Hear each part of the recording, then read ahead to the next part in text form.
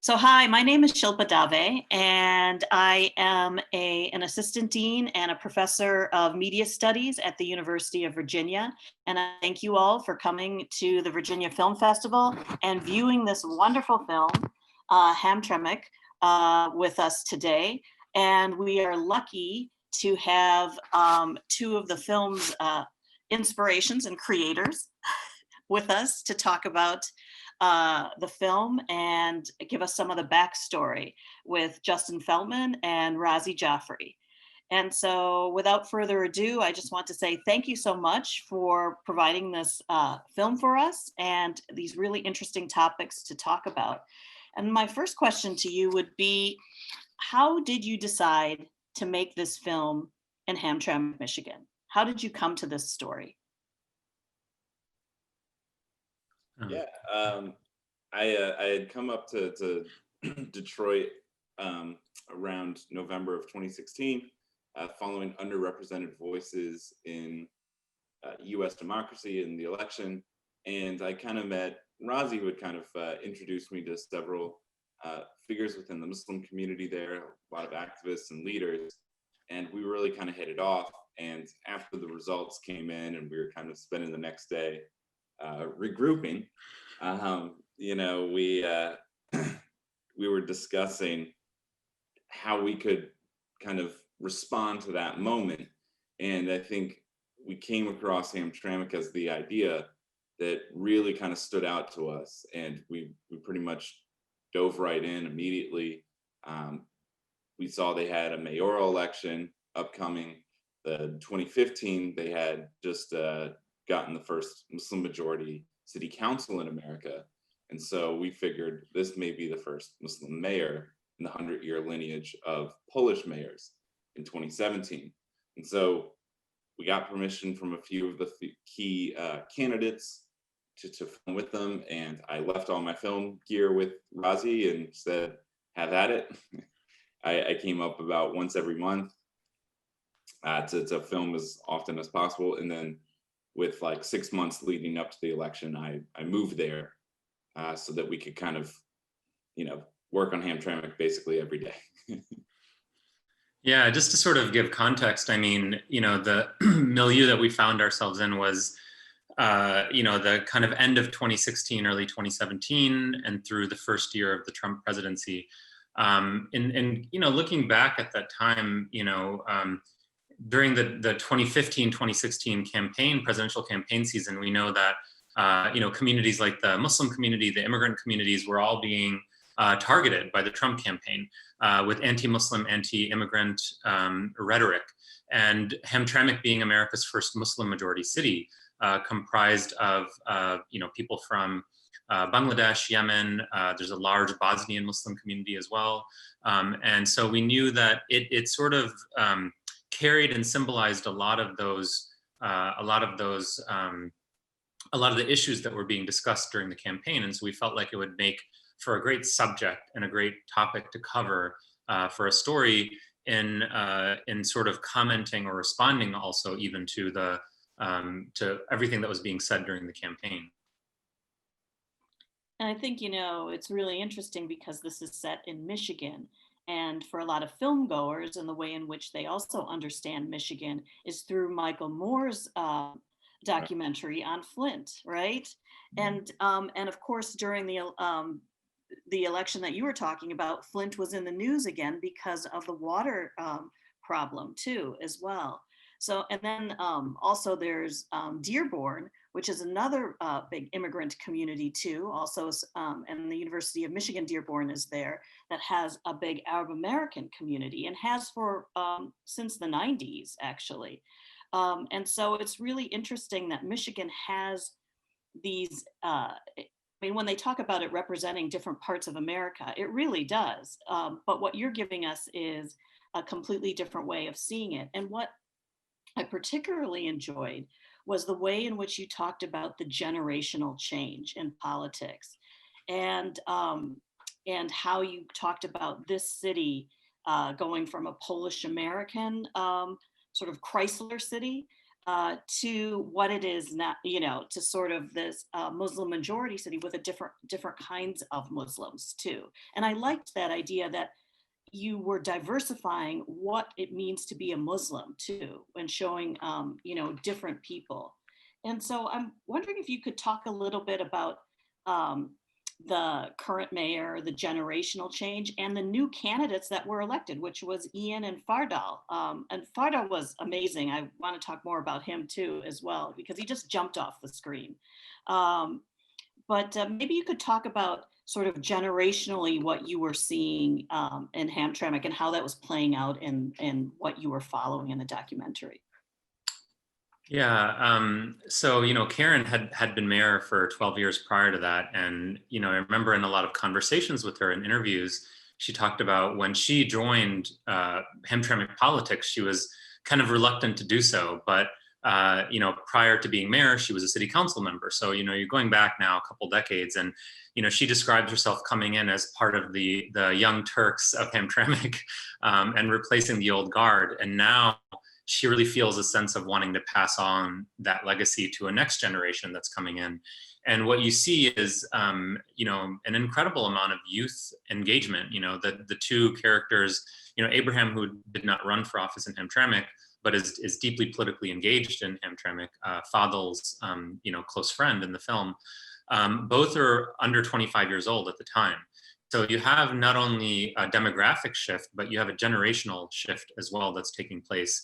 I think one of the things that we're going to see taking place in Hamtramck and places like Dearborn, as you mentioned, and if I could just give a shout out to my alma mater, that's where I graduated many years ago, and I worked recently at the Center for Arab American Studies with my colleague Sally Howell. So places like Dearborn and Hamtramck are seeing these major shifts, not only in demographics, but in generation as well. Dearborn happens to have an election next year, which is going to be very exciting as well. And so I think the other thing that we're going to see is the involvement of women, particularly young women, getting involved in politics in Hamtramck. Some of the most dynamic leadership that we're seeing are from females, Yemeni females, Bangladeshi females in Hamtramck. The head of the Hamtramck School Board is a Yemeni woman, Jalila Ahmed. So we're seeing a lot of changes taking place, in ways that are really, really dynamic and exciting in places like Hamtramck. That's great. Yeah, I think we saw in the documentary that there were women who were the ones that were doing the follow-up and calling up on the campaign. So I'm glad that they're moving into the forefront too, as well, and running. What I'm always interested in is also the stories that you wanted to tell, maybe fell on the cutting room floor, or that we didn't see. I noticed that even in the race that we had, Karen's campaign, but we weren't able to see the person who was running against her except in public events. And so part of this is, I wonder, is this generational change? Is this like, what couldn't we see that you saw, and what was left on the cutting room floor that you wish, you could have included, or to give us even more context about what you see happening? I'm smiling because it's an excellent question. I'll let Justin start, and I'll jump in. Yeah, we've often joked that on the cutting room floor we have about like 10 good short films. There was like really cool, like not necessarily in the politics directly, but there was a really cool public arts project that they're working on that's about coming to America, or coming to Hamtramck, sorry. And it's all the different communities over the course of the history that have come to Hamtramck and called Hamtramck home. So it's starting even with, indigenous people, and then moving through to, Polish and Ukrainians and Bosnians and Yemeni and Bangladeshi. And it's a really cool piece, and we really did want to include it. We just couldn't find a way to kind of, fit it into the film. But, with the politics as well, there was, some things that we tried to make work on some of maybe the city hall kind of tensions. but they weren't really playing very well. Most of the tensions were coming from, what tensions come in any small town. It's stuff like trash contracts and, you know, very municipal based conflicts that just don't play very well. And then, I mean, I guess with some of the negotiation, Fadl kind of has that turn after the primary and going into the general, where he feels he has to pick a different running mate. And I really wanted to get Fadl to have that conversation with Ian in person. And yeah, he didn't let me film it, which was a bummer. But I kept, on it because I think that would have been interesting, because it is like, it is interesting to see, as you're talking about Fadl, how he kind of evolves over the course of the film. I mean, he really kind of is not someone with huge political ambitions, which makes him more endearing and more honest and upfront with who he is and what he goes through as a candidate. And I think that would have been an interesting scene if he only would have let me. If Fadl's watching this, sorry for throwing you. Yeah, I mean, I think there were also, it was challenging, working with Muhammad Hassan, who I believe, Shilpa, you're referring to. He didn't want to be filmed, as part of any campaigning events that we did. We did do an interview with him, but we also decided to exclude interviews from the film as well. We wanted it to be a sort of a completely observational film, and elections kind of work well with that style as well, because it kind of puts you into the timeline, the campaign events and all those things. And so because of that, yeah, we weren't able to include his perspective or his side of things, even though he had moved through the primary and was Karen's opponent in the general election. So some of it is because of, creative or editorial choices, and then some of it is because of logistical or just, people didn't want to be included, which I should say actually wasn't that many. It was, I think he was really the only one that didn't want to be a part of it. So yeah, I mean, I think, you sort of, it's a little bit of a crude term, but you have to kill your babies at one point, and because it becomes about the story and making it work. And I think that's where working with, an excellent editor and an executive producer really played a big role for us. And, if I could just mention, Luther Clement Lamb, our editor, who did a phenomenal job, with the film. It was a very collaborative exercise, and it also included our executive producer, Doug Blush. We actually rented an Airbnb in Chicago in the summer and just holed up in there for about 5 or 6 days, just focusing, on editing. And we had a feedback screening by the end of that week. So that helped a lot too. But yeah, I mean, we had to leave out a lot. One of the other questions I had was, just thinking about Hamtramck as this sort of geographical site. And I was wondering if you could talk a little bit about sort of what drew everyone to this town, and how they all ended up in this town. I mean, in terms of the history. And you showed these wonderful little nuggets, right, about the the mosque and the call to prayer and the church bells, which is another kind of call to prayer. And you were making these sort of great little scenes of life in Hamtramck. But I was wondering what drew all of these people there. What are their, what's their interest in living there? How did they decide to come there? Because you got, as you said, you've got people from Yemen, you've got people from Bosnia, you've got people from Bangladesh, you've got, Polish folks from Poland. So it is this really interesting kind of mix, generationally as well as demographically too. Razi, you want to answer that since you're the current Hamtramck?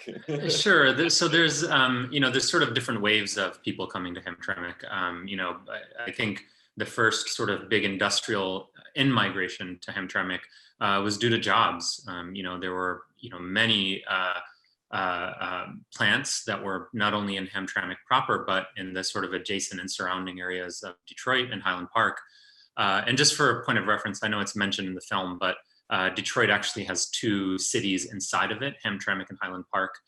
And so, that's what originally kind of drew people here. And then, as migration patterns often happen, people tend to migrate and gather close to people like them.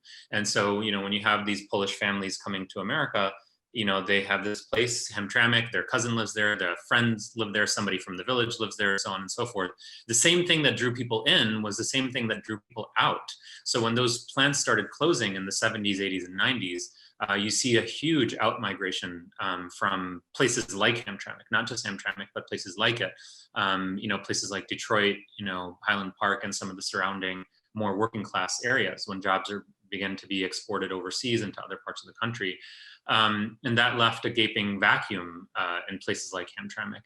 So then you see this kind of other waves of people coming in, for different reasons. You have Bangladeshi Americans, Yemeni Americans coming in as well. Hamtramck has also been a place that's always welcomed refugees and asylum seekers. And so in the case of the Bosnian community that came in the 90s, mid 90s through the 2000s, early 2000s, became because of the disintegration of the former Yugoslavia. And so the three sort of main areas where they were resettled were Detroit, Chicago, and St. Louis. And so that's, so everybody kind of has these different reasons. The other thing you see is kind of a really interesting pattern of migration from abroad, but then migration from across the United States as well. There's a huge number of people in Hamtramck from Jackson Heights and Queens, that have resettled in Hamtramck. And so they came here because they could afford a house, they could start a business. They had heard that, there was really cheap housing, so they could move their families here, or through marriage, so there's a number of people that we know, I believe Kamal's wife is from Jackson Heights, Kamal, who's one of the candidates in the film. So that's a pretty common thing as well. Today I would say there's kind of another mixed bag of people kind of moving in, which are sort of young artists, young millennial artist types that are moving to Hamtramck as well. Detroit is becoming less and less affordable, particularly specific parts of Detroit, the kind of the urban core, Midtown, downtown, Corktown, some of these neighborhoods. And so you're seeing a migration of people even within Detroit moving to places like Hamtramck because it tends to be a little bit more affordable. And then you also have a kind of a thriving arts scene as well in a place like Hamtramck. So that's kind of a quick, 3-minute summary of the migration patterns into Hamtramck. So the one thing I'd add to that is also population density in Hamtramck. It's a much more dense space. It's 2 square miles, and it's over, I think it's like 25,000 people, somewhere in there. And I think when you look at Detroit as a whole, it's a lot of sprawl. It's, everyone has a driveway for their, American-made car. And, I think in this day and age of, urbanism being at the core of a lot of what people want, Hamtramck is just kind of this perfect little 2 square mile for that.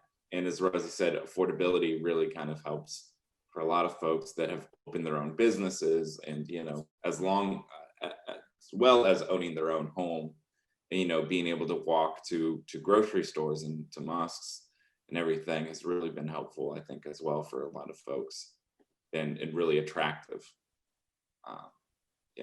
I think it's also sort of part of Hamtramck's sort of the ingredients that make it what it is. It's very urban, even though it's such a small kind of area. It's urban and suburban kind of at the same time. You have mostly duplex multifamily homes, which are comprised of all the neighborhoods and the residential, neighborhoods in the city. And, so often you have a multi-family home in which there's a Bosnian family that lives upstairs, and then a young Yemeni couple that lives downstairs, and a Polish neighbor.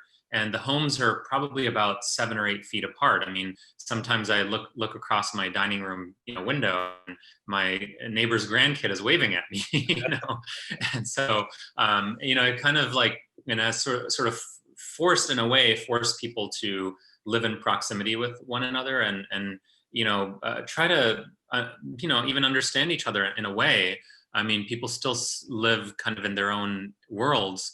But what I would say is that the 75-year-old Polish grandmother has no choice but to shop at the Yemeni-owned grocery store.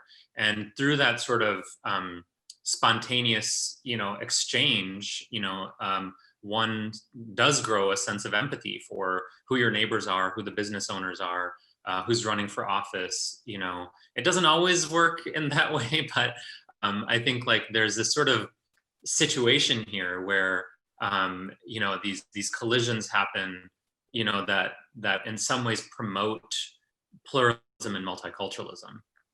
And I think you really get a little bit of a sense of that in your film when you have the different candidates walking through the neighborhood, and people are sitting out on their porches or they're knocking on doors and they're saying, hi, I'm running for, city council, I'm running for mayor. And it seems like there is that community goodwill. And I mean, we're right now in the midst of a pandemic where we're all feeling a little bit like we can't go out and talk to people. So having these kinds of neighborhoods where people actually talk to each other and are integrated, I think is really valuable to see. And in fact, aren't they manufacturing these kinds of communities in different areas now, calling them, integrated communities where you have younger and older people with families all living together, because they show, I mean, that, studies have shown that promotes a really a great kind of sense of community and fosters conversations around differences too, as well. So Hamtramck can be, one of these model communities that we're looking for too, as well. Yeah, another thing that is really interesting to think about is how Hamtramck has helped shrink the world, for the people that live here or sort of pass through here. Just a couple of quick thoughts that come to mind. One is when you go to a Yemeni restaurant today, maybe 10, 15 years ago, it was mainly Yemeni and specifically Yemeni men that would hang out at these places. And now it's mostly non-Yemenis, or non-Bangladeshis at the Bangladeshi restaurants. So you see this kind of real shift, and then we have, Hamtramck is really known for festivals also. So there's a lot of festivals that, of course, Lent and Fat Tuesday, which are, such a big part of the Polish Catholic, tradition. Most of the people that line up to get these, this sort of large donut called a punchki, I would say are non-Polish, and so it's a way for people to celebrate all these different, cultures and flavors. And I think food is a great way that people, get to experience that. And then also in the kind of the anti-war protests that have taken place here, the protesting the war in Yemen, and then the Muslim ban. We saw a massive gathering of people in solidarity against the Muslim ban in 2017. And so in a way, you have all these kind of global issues that are taking place, and it's sort of embodied in a place like Hamtramck, where you have a heightened sense of awareness about it. And then you also get to experience different cultures as well by living in a place like this. The last thing I'd add to that is that we've talked a lot about how Hamtramck is a very multicultural community, but it's also very much united by class. Yeah. It is one of the poorer towns in Michigan, and a lot of these people are all from like working class immigrant backgrounds back home, even from the beginning, the Polish immigrants even, this, and I think that kind of shared class and socioeconomic kind of background, I guess, has really helped the city kind of, I think, in many ways help understand each other, I think, in a way. Do many of the resident, sorry, Justin. Oh, no, I was just saying how I think it makes for a natural coalition, I think, too. When you say working class, so where are the residents? Are they going to Detroit to work, or are they, as you said, some of them are small business owners? What kind of businesses are they opening? And sort of where are they situated? Do you see movement out or movement in terms of work? Yeah, I mean, so I think a lot of people work locally. There's a lot of local businesses. Some of the businesses, cater to the immigrant communities. So it's like, a kind of a typical business might be a multi-service business, that does like sort of, it's an internet cafe, but you also have copying, printing, passport photographs, shipping, back, so you can ship things back home, money sort of exchanges, accounting. So it's kind of this like multifaceted type of, thing. You also have like, restaurants and things like that. And then, there are still plants in the area as well. And so people will work, in the local factories that are around, as well. And so I think that's kind of the main makeup. It's a lot of small businesses and a lot of labor and service. Yeah, I was going to say the census data shows that the largest, I guess, occupation is the service industry, kind of the new working class, manufacturing replacement is what most people rely on. And so what then are you seeing in the upcoming generations? The younger generations are, as people get, obviously Fardal is part of that generation too, are they staying in Hamtramck? Are they going elsewhere? What kinds of patterns were you observing? Yeah, yes and no. I mean, I think that's not not a simple question. I think you're seeing a lot of out migration from Hamtramck as well, particularly to the northern suburbs of places like Warren and Sterling Heights and Troy. So families are starting to move out, and I think part of that is class, part of it is education. There is, I will say, amongst the second generation and amongst also the parents, there's a very strong emphasis on education.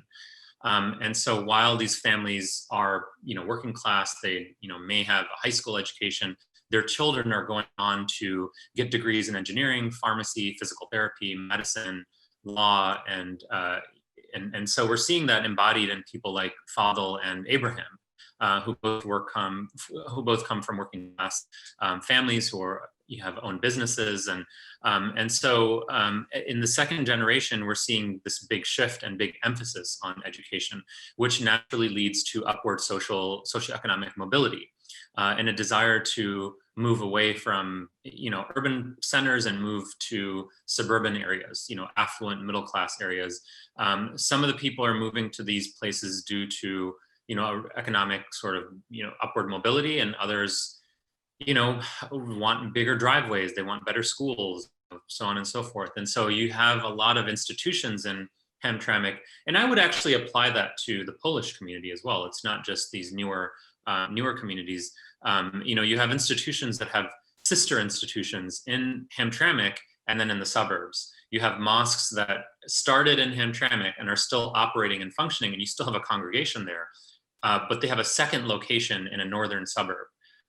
With the same name and everything, and it's some of the same people, but there's so many people that have congregated, that have gathered and are migrated to some of these suburbs that they have enough people to form a new congregation. And so that's another pattern that you're seeing.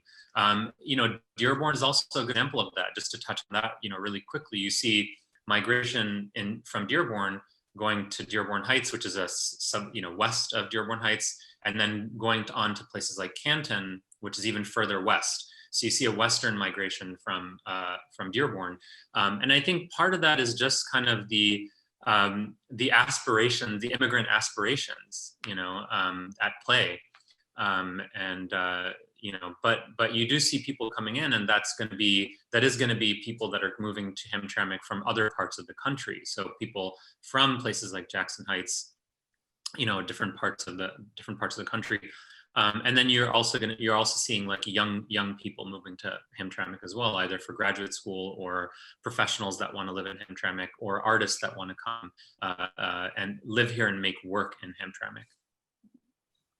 I think it's really, it's really interesting to see the movements that happen too. And you've got, across the Detroit, Chicago corridor as people move left. I mean, I've been to Canton too. I think I told you I went to school in Ann Arbor at University of Michigan. So, and you see the different groups and where they, you're driving along on the highway, right? And suddenly you're like, whoa, there's a temple, there's a mosque, and I think as we think about what is, what is Michigan, what is America in terms of communities, it's really interesting to see how it's not so separated anymore, right? Yeah. We do have, um, you know, people living all around in different kinds of areas. And so this sort of urban rural split that we've been operating under, I think, is really starting to dissolve Yeah. as we see more movement.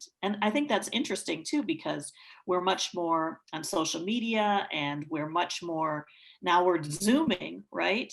And so physically we can be almost anywhere. So I wonder, um, given our current situation, will people be moving to other areas, right?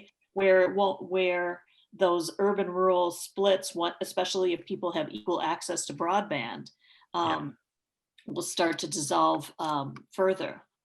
Yeah, it's interesting. I mean, one thing you see is a lot of young professionals moving either back home or to their hometowns because their employer doesn't require them to come into an office now. I mean, this is the case. My younger brother, who lives in DC, he just moved back to Canton, which is where my parents live, and so he's just kind of working from home in kind of at an indefinite timeline. And I have several friends in this situation. Yeah, I mean, what happens when one doesn't need to live in a specific place? So that's one thing. And yeah, I mean, I think the other thing is kind of the bigger point about Hamtramck is that it's a town that in many ways is very unique. One of the things that we always talk about when discussing the film is that in some ways it's not unique, because there's many cities around the country that are seeing really rapid demographic shifts. As a nation, we're seeing really rapid demographic shifts for lots of reasons. And so a place like Hamtramck presents a very unique case study to learn from, both through its achievements and its kind of failures and stumbles along the way, because it's never going to be a perfect process when you're trying to live with this experimental idea of multiculturalism, which as in modern society is kind of a newer concept. Globalization makes it a little bit more possible. Migration, makes it more possible. And we have, these new realities where our cities look very different than what they did 25, 30 years ago. Hamtramck's not unique in that regard. I mean, we've talked about Canton in passing. I recently heard that it's become, I think, 25 or almost 30% Indian. And that's been a very rapid shift, in a city that's, I think now close to 100,000 people. And so you're going to see a lot of cities like this, and we have to have some kind of understanding of how is it that we want to live in this kind of situation? Because one of the things that's come to light in the last presidential cycle, and then, but more, it's become, kind of exploding in this one, are the sort of identity politics and shifting demographics around, all of this diversity, and how people are going to handle that. The rise of the Proud Boys, the rise of, the alt-right. And so I think there are some things that we need to be mindful of and cautious around when we think about multiculturalism. It may not be as easy of a path or a trail that places like Hamtramck have experienced. But we certainly need to look at these things. Yeah, I think that's a really important point, because these kind of communities, as you said, are all over the country. I was mentioning to Justin earlier that I know a couple filmmakers who are making a film about Clarkston, Georgia, which is also another kind of community that's known as the diverse, the most diverse 1.5 square miles in the state of Georgia. And so there are a series of these kinds of communities across the United States. It would be interesting actually to sort of trace that. But as you said, how do we think about that in the context of the world that we're in, and how people interact with different cultures? Right. In university towns, we've often seen people coming together around different identities and cultural politics, because universities are known as these gathering places of people from all different areas.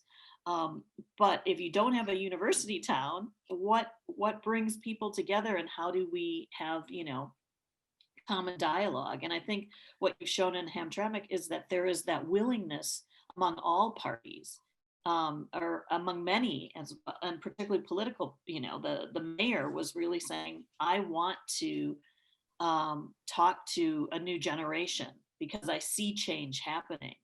And so, I mean, that's what we hope for, I think, is this idea of people wanting to embrace, sort of see the change too, as well. And so you illustrated that very nicely, and I think in your documentary. But I think that, as you said, we all have work to do, and I think your film helps us with that work. Thank you. Yeah, we hope so. I mean, a big part of what we would like to do with the film is work with schools, libraries, and nonprofit organizations. We have a educational campaign that we're developing an educational curriculum supported by the Doha debates. Which is part of the Qatar Foundation. We're developing a curriculum which we would like to take to communities, and our hope is that the film will help develop a dialogue. And I think it's sort of interesting. We're doing this kind of in this virtual model right now. We've had screenings with the University of Michigan, Notre Dame, the Iowa Writers Program this year, and all of these were scheduled to have been in person, but they were canceled, and then they were done in a Zoom kind of format. I'm actually a graduate student right now at your alma mater, the University of Michigan. And I decided not to move there. I don't need to be on campus, but for 1 or 2 days a week. And so, just the kind of the whole nature of our reality is completely shifted, is that we're not able to do these things in person. So we have to work hard to be innovative and creative in being able to have these kind of discussions. And I think films are a really interesting way to do that.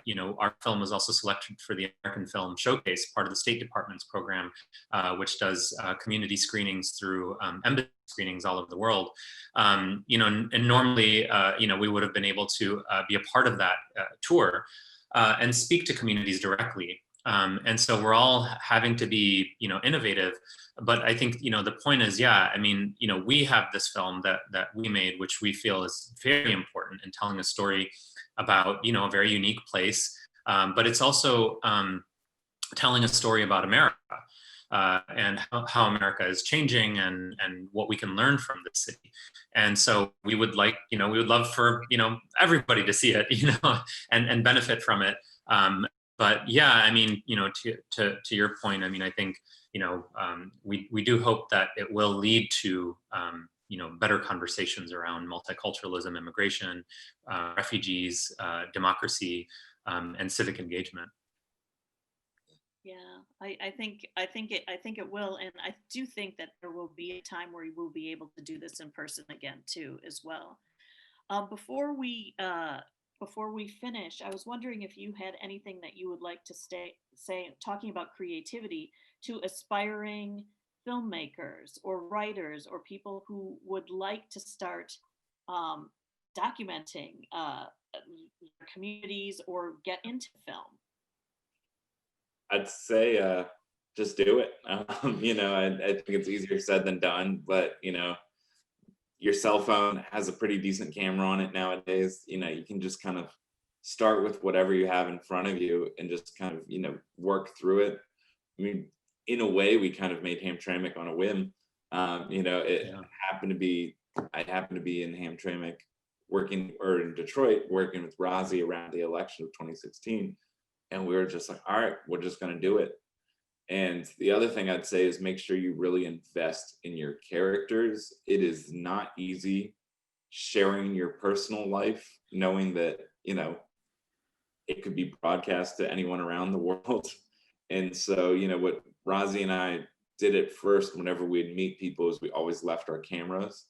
The first, and sometimes for multiple times, just leave the cameras home and really invest in the community. Hamtramck had a lot of news stories from around the world coming, and I think a lot of it was very sensational, and it wasn't very, I guess, human. You didn't really actually get to know anyone there, and I think people opened up to us because we were willing to put in the time to make sure that they knew that we cared about their story, and we cared about their community. And so I'd say the big thing is just invest in them. I agree with Justin 100%. I mean, I think, the best tool that we have sits in our pocket. I am actually working with a group of high school students right now. I'm teaching them how to work on a documentary film strictly using cell phones. So we've been able through a grant to invest in a nominal amount of equipment, but it doesn't really take that much, to get going. Yeah, I mean, I can't emphasize that enough, as like, you have the resources to get started, at least the minimal resources to get started. And so that's the main thing. I think, I think investing in your characters, the people that, you want to cover and work with. I think it's really important to establish some type of trust. And, I think it's kind of funny, how there's this idea with, filmmakers or journalists that work with communities where you're supposed to maintain some level of, distance. And this is an ongoing debate, and we wouldn't have to get into it now, but I kind of find it hard to not form relationships with people. I mean, Justin and I still stay in touch with people that we worked with on the film. I actually moved to Hamtramck, after we were done filming. And so I see people, I saw Karen like a month ago at the post office, so I think, through those relationships kind of, it can lead to a lot of beautiful storytelling and filmmaking. But yeah, I just, don't delay. There's a lot of resources, that we don't need to get into right now, but there's just things on YouTube, that one can use to just teach themselves how to do basic things. And,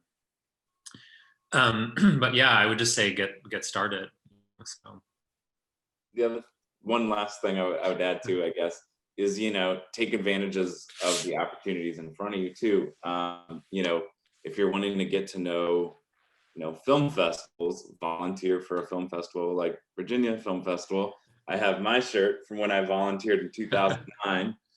This is the first time I'd ever been to a film festival. And I mean, it was really cool. I met John Waters. I mean, you get to know just by showing up. Sometimes you never know who you're going to meet, what you're going to learn. And so just take advantage of the opportunities around you too. I think video production has become large enough that you don't have to necessarily be in LA or New York. I mean, Razi's in Detroit, I'm in DC.